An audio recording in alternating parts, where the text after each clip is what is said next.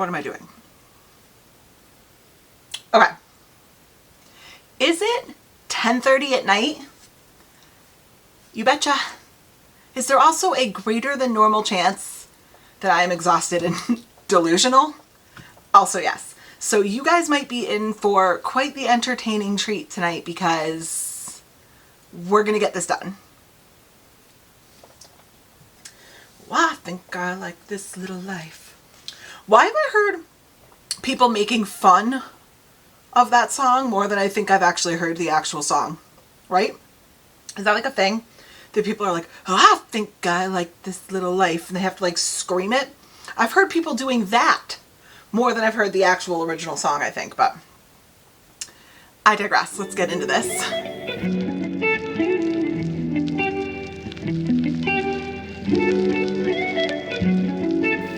Hey guys, we are back with another one, and this is just going to be our quick little bi-weekly what I've picked up at Barnes in the last 2 weeks.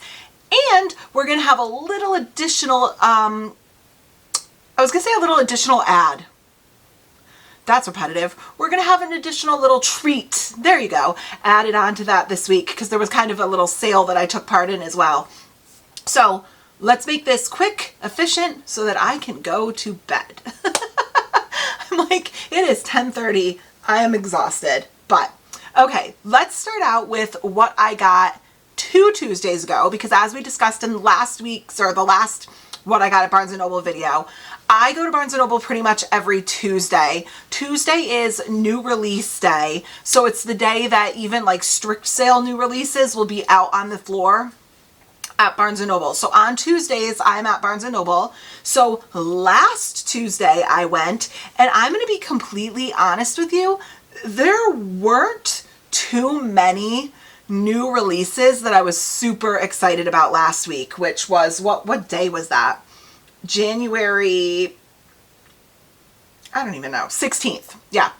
There weren't too many new releases that I was really, really amped for. So the only one that I did grab new release wise at Barnes & Noble that day was Only If You're Lucky by Stacey Willingham. This is her 3rd book. And I grabbed it because this was like the one that I was like most excited for, I guess. But I'm going to be honest with you, I wasn't even like, it wasn't one that like got my blood pumping, you know. I just really want to have it on my shelves. And I know that she wrote A Flicker in the Dark, and then I forget what her other one is called, but I do own them. So this one says, a sharp and twisty exploration of female friendship from the best-selling New York Times author of A Flicker in the Dark and All the Dangerous Things. That's the second one. It says, Lucy Sharp is larger than life, magnetic and addictive, bold and dangerous, especially for Margot, who meets Lucy at the end of their freshman year at a liberal arts college in South Carolina. Margot is the shy one, the careful one, always the sidekick, and never the center of attention. But when Lucy singles her out at the end of the year, a year Margot spent studying and playing it safe, and asks her to room together, something in Margot can't say no. Something daring or starved or maybe even envious. And so Margot finds herself living in an off-campus house with 3 other girls. Lucy, the ringleader, Sloane, the sarcastic one, and Nicole, the nice one. The 3 of them opposites, but also deeply intertwined. It's a year that finds Margot finally coming out of the shell she's been in since the end of high school, when her best friend Eliza died 3 weeks after graduation. Margot and Lucy have become the closest of friends, but by the middle of their sophomore year, one of the fraternity boys from the house next door has been brutally murdered, and Lucy is missing without a trace. I mean, it sounds good, and I've heard really amazing things about A Flicker in the Dark. I think that was her most popular one. It is on my shelves, but I haven't gotten it to it yet, and it's blurbed by Mary Kubica, so I did love Local Woman. Well, I liked Local Woman Missing, so this was the one that I kind of like went in for, but if it hadn't been there, I wouldn't have been too bummed about it. So this was the only new release that I picked up, and I don't really think there really was much that released on the 16th. However, I did get other books. Okay, the next one I grabbed is Illumina by Amy Kaufman and Jay Kristoff. Now, I know Jay Kristoff writes The Empire of the Vampire that I have, so I think this is one of his first works that he wrote in collaboration with Amy Kaufman. I think this is relatively old. The publication date on this is 2015, yeah. And I think there's like 4 or 5 books in this series, I think. 3 or 4 books in this series. But what really intrigued me about this, I believe this is sci-fi. And when I kind of picked it up, I had heard a little bit about it. But what really intrigued me is the way that this book is written. This book is told through like interviews, emails, files, let me see. Yeah, here you're going to see command transmissions, but then like throughout the book, they have these really interesting communication pages. Let me find one that's like almost artistic. Well, there's this one, which is pretty cool. Current death toll. I don't know if you can see that. But then they have these other pages that the words, I'm going to like have trouble putting my finger on one right now, but let's see. Oh, look at this. This is a page. So like these words, these are actually like all around him is fire, burning away to nothing. Like each of these little lines is a part of the book that furthers the story. And I just picked this up and I literally did one of these and I like flipped through it and I was like, this book seems, look at this, so incredibly cool. Honestly, that's what sold me. But let's see what it says. It says error. And now with no other option, they have turned to me. The year is 2575 and 2 rival mega corporations are at war over a planet that's little more than an ice-covered speck. Now, with enemy fire raining down on them, exes Katie and Ezra, who are barely even talking to each other, are forced to escape on the evacuating fleet. Pluck me back from the black they left me in, thinking I will save them. But their problems are just beginning. The fleet's AI has gone crazy. A deadly plague has broken out on one of the ships, and nobody in charge will say what's really going on. As Katie hacks into a tangled web of data to find the truth, it's clear only one person can help her, the ex-boyfriend she swore she'd never speak to again. So I've heard this is like a race through space told through like emails and interview. I don't know. It sounds really cool. And the way that it's written seems like it would go pretty quickly. But I talked about this when I read A Good Girl's Guide to Murder. I'm super intrigued and into like the mixed media style of writing. And this is a classic example of that. So I think I'll really be able to get into this. And I think it might, despite how big it is, be a pretty quick read. Okay, next, I grabbed this book because it was 50% off. This is Swamp Story by Dave Barry. This, I remember reading the inside cover in the store, and it sounds like an absolutely ridiculous but really good time. So it says, before you open this book, ask yourself one important question. How hard do I want to laugh? Because A, it's Dave Barry, and B, it's Dave freaking Barry. That's just so funny. All right, so it says, Jessie Braddock is trapped in a tiny cabin deep in the Everglades with her infant daughter and her ex-boyfriend, a wannabe reality TV star who turned out to be a lot prettier on the outside than on the inside. Broke and desperate for a way out, Jessie stumbles across a long-lost treasure which could solve all her problems if she could figure out how to keep it. The trouble is, some very bad men are also looking for the treasure, and they know Jessie knows where it is. Meanwhile, Ken Bortle of Bortle Brothers Bait and Beer has hatched a scheme to lure tourists to his failing store by making viral videos of the Everglades melon monster. The monster is, in fact, an unemployed alcoholic newspaper man named Phil, wearing a Dora the Explorer costume head. Incredibly, this plan actually works, inspiring a horde of TikTokers to swarm to the swamp in search of the monster. At the same time, villains are on the hunt for Jessie's treasure. Amid this mayhem, a presidential hopeful arrives in the Everglades to start his campaign. Needless to say, it does not go as planned. In fact, nothing in this story goes as planned. This is, after all, Florida. That just sounds like ridiculous, but so good. Like, this sounds hysterical, and it's not that long, and it was 50% off. So I was like, if there was ever going to be a time that I was going to get this, it's going to be when I can save half. The next book, honestly, I'm not even going to get that far into because I think this is like the 5th book in the series and I haven't even picked up the first one.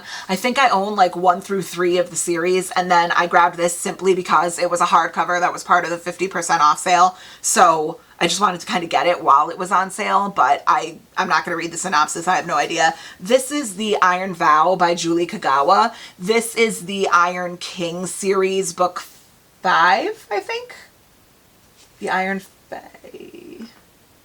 Even Fall book 3. This is book 3? No, it can't be book 3.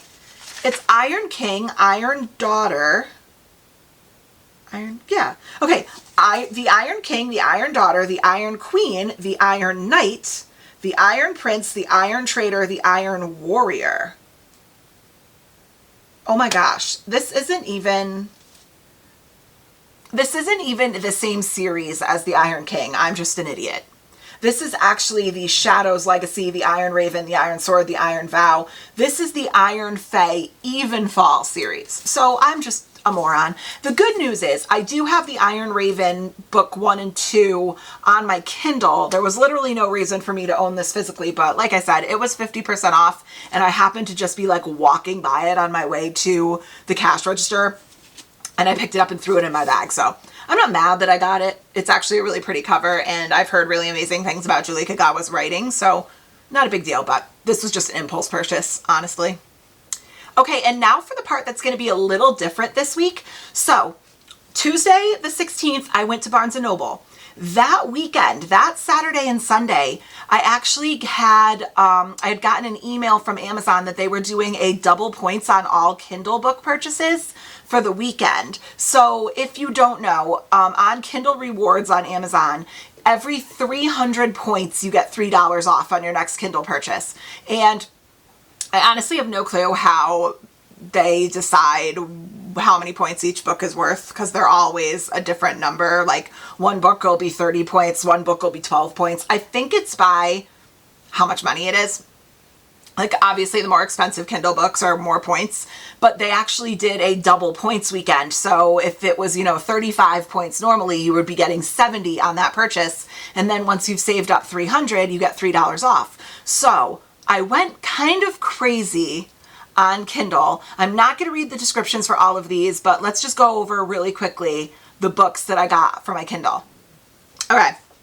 So some of these books I do own physically as well, but like I've said several times, I read faster on my Kindle. So if it's a book that I think is going to take me a little bit to read or just in general, it's like the price is right, I'll also put it on my Kindle. I also prefer to read on my Kindle at night because for some reason reading like the physical book with my light actually puts me to sleep, but I can sit and read when the backlight is on my Kindle. So I just prefer it. Sometimes I'll read the physical book during the day and then I'll flip on my Kindle when it gets dark out. So really quickly, these are the books I downloaded. I downloaded The Foxglove King by Hannah Witten. This is I believe it's a romantasy technically, but I believe it's slow burn. Obviously haven't read it yet, but The Foxglove King. And then I downloaded. What is happening? I downloaded. I don't even know what downloaded is. I downloaded Nevernight by Jay Kristoff. Once again, could be wrong, but I think this is is it a young adult gothic fantasy? I don't know. I did download The Bone Shard Daughter. This is a classic example of a book I have on my shelf, but it's very thick and it does take a little bit of brain power to read. So I wanted to make sure that I had it on my Kindle because I'll probably switch back and forth when I read it. Homecoming by Kate Morton. I've never read a Kate Morton book, but I've wanted to. And this one intrigued me. So I did download The Poppy War by R.F. Kuang, who is the writer of Babel and Yellowface. And then I downloaded The Dragon Republic, which is book number 2, because I believe The Poppy War was full price. I think I paid like $5.99 for that. But The Dragon War, The Dragon Republic, the second one was on sale for, I think it was like $1.99. So I grabbed both of those. Then I downloaded Crown of Midnight, which is book 3. Is it 3? In the Throne of Glass series? No, 4.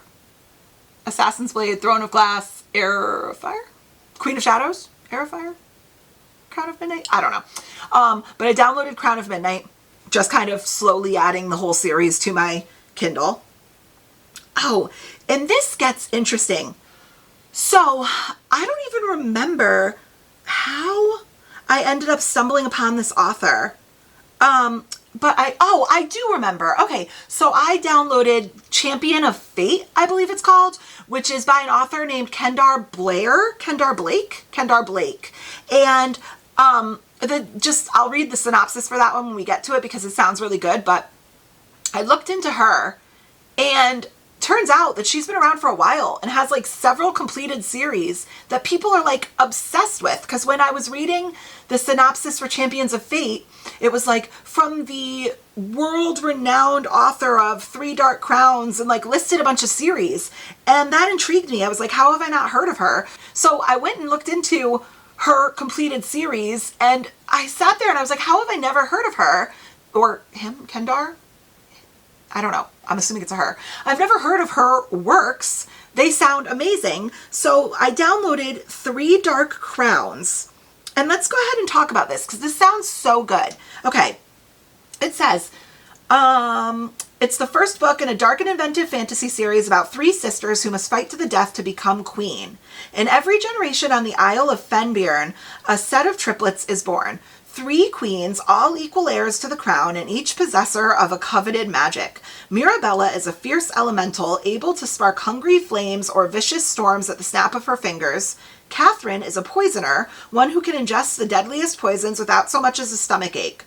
Arsinoe, a naturalist, is said to have the ability to bloom the reddest rose and control the fiercest of lions. But becoming the queen crowned isn't solely a matter of royal birth. Each sister has to fight for it, and it's not just a game of win or lose, it's life or death. The night the sisters turn 16, the battle begins. The last queen standing gets the crown. That sounds so good. So I went kind of like down a Kendare Blake rabbit hole, downloaded Three Dark Crowns, then downloaded Anna Dressed in Blood, which is another book by this author. And this one says, Kaz Lowood has inherited an unusual vocation. He kills the dead. So did his father before him until he was gruesomely murdered by a ghost he sought to kill. Now armed with his father's mysterious and deadly athame? Atham? I don't know what that means. But whatever.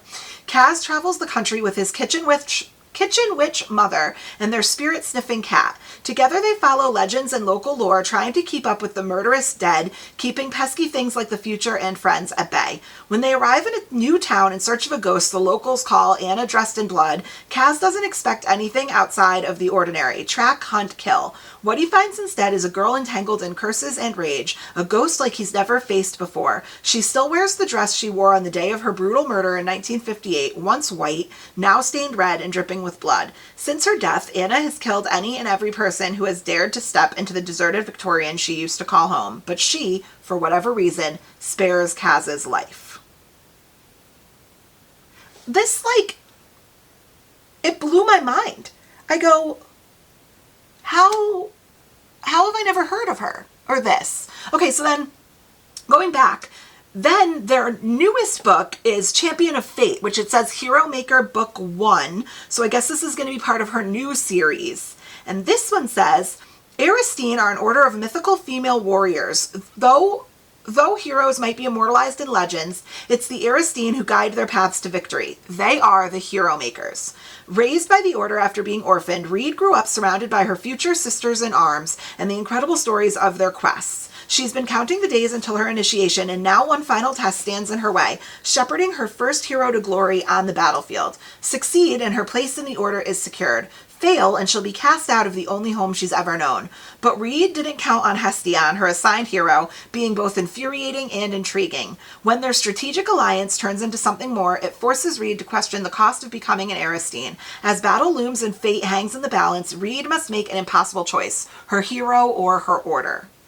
That one sounds a little bit more like high fantasy, but basically, looking through like the new releases in this Champions of Fate book that just released recently put me down a rabbit hole of looking into this author's basically like their total works, and I downloaded most of them. So I'm really excited. Like, I love the synopses of these books, and it sounds like this author could become like very much a loved author for me. So hopefully, fingers crossed, I'm not disappointed. I'm getting parched. Okay. So after I went down my Kendare Blake rabbit hole, I then downloaded Divergent, which is, I believe it's like Maze Runner, Hunger Games-esque. It was from that era. It's a YA, I think it's dystopian. I don't know. I've never read it. But I downloaded Divergent. Then I do own a physical copy of these Hollow Vows, but I downloaded it for the Kindle because it was on sale.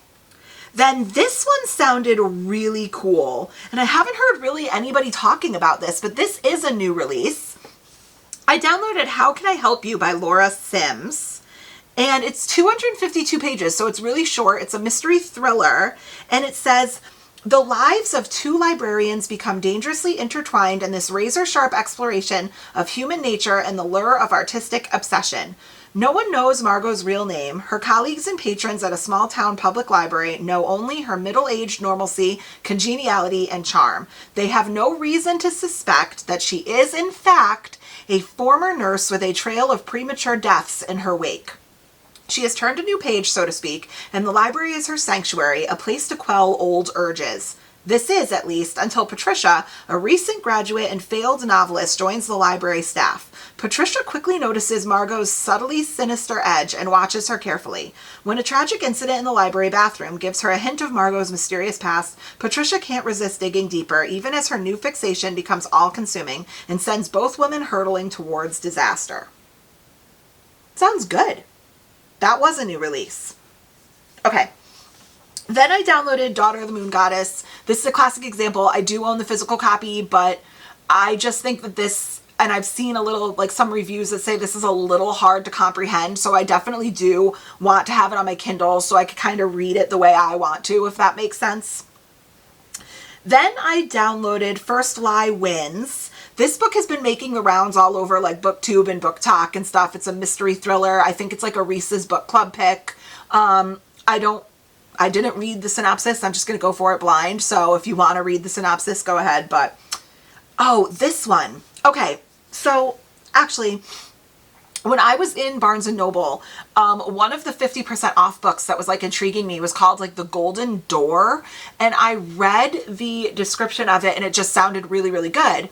And imagine my surprise when it was in my cart and I looked it up, ready to buy it. And it turns out it's book 2 in a series. And I was like, what? So I went and I downloaded The Wolf Den by Elodie Harper. This is the first in the series. And this says, sold by her impoverished mother, enslaved in an infamous brothel in Pompeii, determined to fight for her freedom at all costs, enter into the Wolf Den.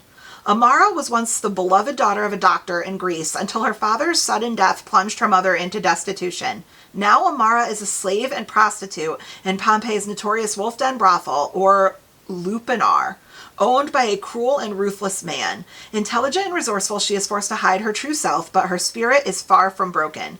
Buoyed by the sisterhood she forges with the brothel's other women, Amara finds solace in the language and hopes they all share. For the streets of the city are alive with opportunity. Here, even the lowest-born slave can dream of a new beginning. But everything in Pompeii has a price. How much will Amara's freedom cost her? Sold. I was already sold on the second book. And then I read the first book and I'm like, this is a no-brainer. They didn't have the first book at my Barnes & Noble, which is fine. They had it on sale and it was, double points on Kindle. So I grabbed it. I also did download a Kindle copy of The Witch Collector by Charissa Weeks. I do own it. I pre-ordered a Kindle copy of House of Flame and Shadow. This is a really long book. It's easier for me to take my Kindle to work. It's easier for me to read it at night. So I know I'm going to switch back and forth. I downloaded City of Ruin and The Wolf and the Witch, which are books 2 and 3 of the Witch Collector series. Let's see. Oh, I also downloaded Lord of the Fading Lands. I have no idea what this was about. I think this was just a random, it was on sale for $1.99 and it sounded pretty good. It's an epic romantic adventure that combines sweeping fantasy with breathtaking paranormal romance. It says, it's a magnificent, heart-soaring tale of passion and great destiny of the tormented Fae King Rain, the woodcutter's daughter Alisetta, who would be queen, and their eternal quest for true love in the mystical Fading Lands. Sounds good. Add to cart. That's all I need to know. Then I did download Serpent and Dove because it is on my TBR this month. I got double points, so I went ahead and downloaded it. I downloaded Only a Monster. I believe this is about a girl is she turning into a monster? I don't remember, but downloaded that. I downloaded Fallen Stars, which is book 2 of Heavenly Bodies. Heavenly Bodies 1 is Kindle Unlimited, so there's no need for me to download that, but this was on sale for like $2.99, I think, so I downloaded it. Then I downloaded Red Queen by Victoria Aveyard. I downloaded The September House, which is a thriller. Oh, I downloaded this book Without a Hitch. This one was super random as well. I had never heard about this. This was just me flipping through, but this is what sold me. It said, Sweet Home Alabama meets Emily in Paris. Intrigued. Need to know. It says it's a hilarious romp through the world of extravagant Southern weddings. Ringless, jobless, and hopeless, Lottie Jones commits to doing the only thing she truly studied in school, wedding planning.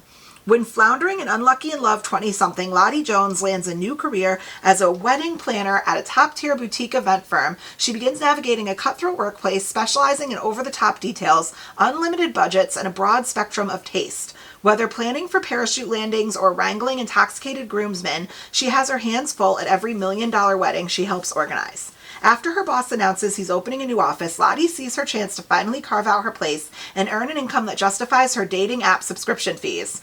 The weddings get bigger, the clients get wilder, the mishaps get funnier, and the stakes get higher, and Lottie's forced to discover what she'll risk for love and how far she'll go to find herself. Random, but sounded good. Then I downloaded A Forgery of Roses. This book I actually talked about in one of my last videos. I think this is about like a portrait maker who, when she paints your portrait, she can also control your mind or your body, I think. Sounds really good. Oh, this book has actually been making its way around as well. All of Us Villains by, what is this person's name? Amanda Foody and C.L. Herman. So this book, let's see, it says, you fell in love with the victors of the Hunger Games. Now prepare to meet the villains of the Blood Veil. The blood moon rises, the blood veil falls. The tournament begins. Every generation at the coming of the blood moon, 7 families in the remote city of Ilvernath each name a champion to compete in a tournament to the death. The prize? Exclusive control over a secret wellspring of high magic, the most powerful resource in the world, one thought long depleted. But this year, a scandalous tell-all book has exposed the tournament and thrust the 7 new champions into the worldwide spotlight. The book also granted them valuable information previous champions never had, insight into the other family's strategies, secrets, and weaknesses, and most important, it gave them a choice: accept their fate or rewrite their legacy. Either way, this is a story that must be penned in blood. So All of Us Villains is the first one, and then the second one is All of Us Demise, or All of Our Demise, something like that, and it sounds really good. I also downloaded Her Majesty's Royal Coven, and I've been so on the fence about this book because Juno Dawson is the author. I've heard she is incredible. I've heard her writing is great. I didn't know after reading the synopsis of this book, which I'm not going to read right now, you could feel free to go and look at it. I didn't know if this was going to be like up my alley, but I've watched a couple of booktubers that I really respect their opinions and I think have relatively similar tastes to me read this book and really like it. So when the Kindle sale happened and this was on sale, I think it was like $3.99 or $4.99. I was like, you know what, for the $5, I'm just going to grab it. Then I also have 3 physical copies of this book because I have a couple special editions, but I wanted it on my Kindle as well. I downloaded What the River Knows. Then I downloaded Hang the Moon and Go as a River. These are like literary fictions. Admittedly, not my favorite genre. Don't read a ton of just straight literary fiction, so I don't know that I would spend like the $30 for the physical copies, but the couple dollars on the Kindle, I figured probably fine. Then I downloaded The Iron Raven by Julie Kagawa, His Majesty's Dragon by Naomi Novik. Oh, and then this one is one I'm really excited about. The Thousandth Floor. Who's this by? By Catherine McGee. Listen to how interesting this sounds. Ready? It says, New York City as you've never seen it before. A 1,000-story tower stretching into the sky. A glittering vision of the future where anything is possible if you want it enough. Welcome to Manhattan, 2118. 100 years in the future, New York is a city of innovation and dreams, but people never change. Everyone here wants something, and everyone has something to lose. Lita Cole's flawless exterior belies a secret addiction to a drug she never should have tried and a boy she never should have touched. Eris Dodd Radson's beautiful, carefree life falls to pieces when a heartbreaking betrayal tears her family apart. Rylan Meyer's job on one of the highest floors sweeps into a world. No. Rylan Meyer's job on one of the highest floors sweeps her into a world and a romance she never imagined. But will her new life cost Rylan her old one? Wat Bekrati is a tech genius with a secret. He knows everything about everyone, but when he's hired to spy by an upper floor girl, he finds himself caught up in a complicated web of lies. And living above everyone else on the 1000th floor is Avery Fuller, the girl genetically designed to be perfect, the girl who seems to have it all, yet is tormented by the one thing she can never have. It's a high-tech luxury and futuristic glamour where the impossible feels just within reach. But in this world, the higher you go, the further there is to fall. Sounds like a futuristic dystopian 1,000-floor tall building in New York. That's crazy to me. It sounds so good. So those were the books I grabbed for the Kindle. I really feel like I got some really good deals on those, especially because they're like a couple bucks plus double points. And I did, when I was purchasing those, I did hit the 300 I think 3 times. So I ended up saving like an additional $9 on top of all of that. So definitely a more efficient way than buying, the $30 hardcovers, which take up space on your shelves and in my opinion are harder to read at night, are harder to travel with to the office and things like that, but also are more expensive. So just a little tip from me to you, keep an eye on the Kindle sales. I think they're worth it. I love them. So that was what I got from the Kindle sale from Saturday, Sunday. Then after that, today, which is Tuesday, I did go to Barnes & Noble. I bought 3 books. 2 of them were new releases.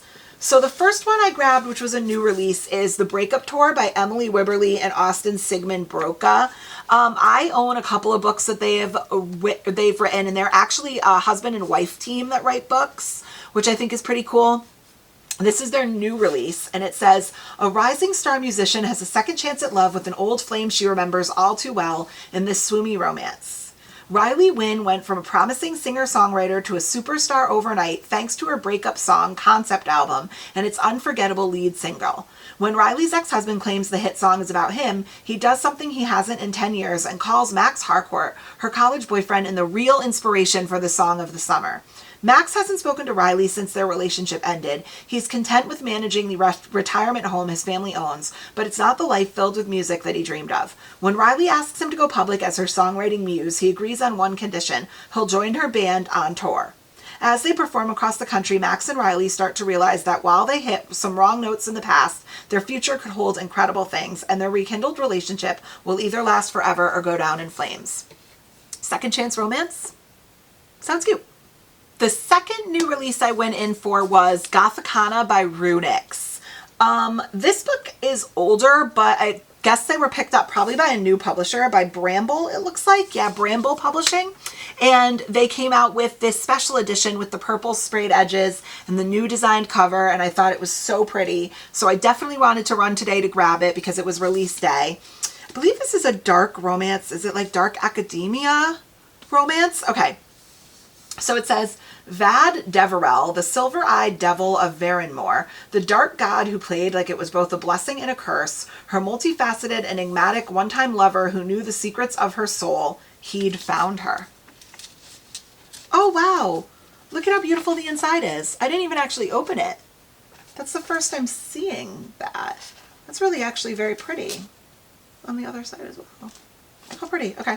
So it says, an unusual girl, an enigmatic man, an ancient castle, what could go wrong? An outcast her entire life, Corvina Clem is left adrift after losing her mother. When she receives the admission letter from the mysterious University of Varenmore, she accepts it as a sign from the universe. The last thing she expects, though, is an old, secluded castle on top of a mountain, riddled with secrets, deceit, and death.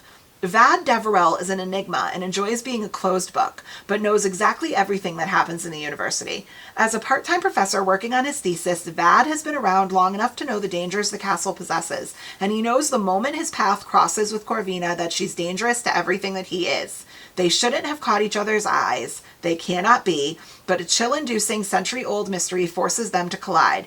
People have disappeared every 5 years for more than 100 years. Corvina is getting clues to unraveling it all, and Vad needs to keep an eye on her. And so begins a tale of the mysterious, the morbid, the macabre, and a deep love that blossoms in the unlikeliest of places.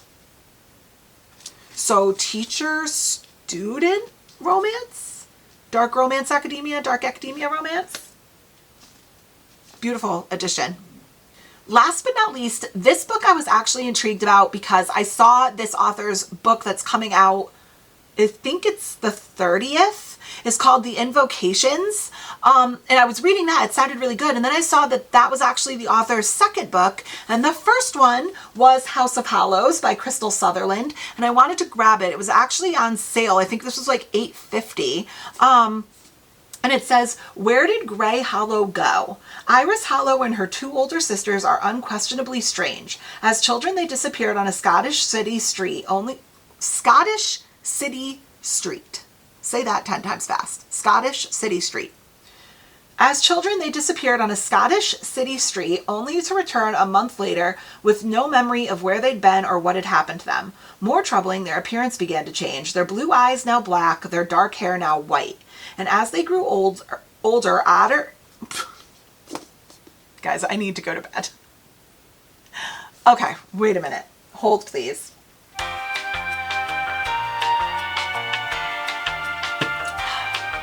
Okay. Let's see if I can speak English now. More troubling, their appearance began to change. Their blue eyes now black, their dark hair now white. And as they grew older, odd, eerie occurrences seemed to follow in their wake. People find them disturbingly intoxicating, unbearably beautiful, and inexplicably dangerous. Now 17-year-old Iris is doing all she can to fit in and graduate high school on time, something her two famous, glamorous, globe-trotting older sisters, Grey and Vivi, never managed to do. But when Grey goes missing, leaving behind bizarre clues as to her whereabouts, Iris and Vivi are left to find her, but they aren't the only ones looking. As they brush against the supernatural, Iris quickly realizes that the story she's been told about their past is unraveling, and the world that returned them seemingly unharmed 10 years ago might just be calling them back again. I thought that sounded really good, and definitely if you have a chance, go and read the synopsis for The Invocations. Like I said, it releases on the 30th, and this was the book that kind of intrigued me and made me look more into Crystal Sutherland's work and led me to this, which sounds good, so go look into it. And there you have it, guys. These are the physical books that I picked up this week and last week. Not necessarily all new releases, but the physical copies I got, and then all the books that I grabbed during the Kindle sale. So tell me, have you guys read any of these or have picked up any of the ones I got on Kindle? What was your favorite one and what was your least favorite? And what new books did you hear about in this video? Because I know I love to kind of watch people's videos, and I'm introduced to so many authors and books that I never would have known about. So tell me what you've read and loved, what you've read and hated, and what books are new that you hadn't heard of in this video, because I know some of these books were the result of me going deep down rabbit holes that I never would have gone down. So that's it. I know the next couple of weeks are really, really, really solid weeks for new releases. So hopefully I have some good hauls coming up for you in the next couple of weeks. And I love ya. I'll talk to you in the next one. Bye, guys.